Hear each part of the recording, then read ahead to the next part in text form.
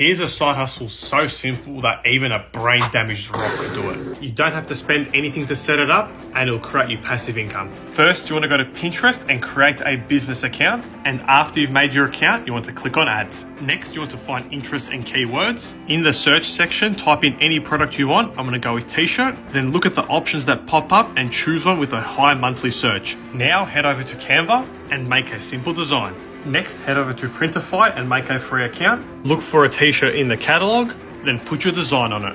Now head over to Etsy and quickly make an account.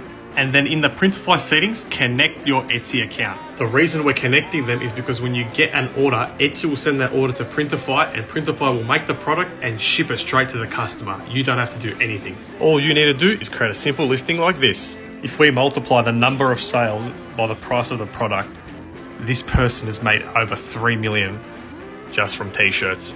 And like I said, this is going to be all automated and passive. If you want to know the side hustle that makes me 5 figures per month passively, follow and see my profile.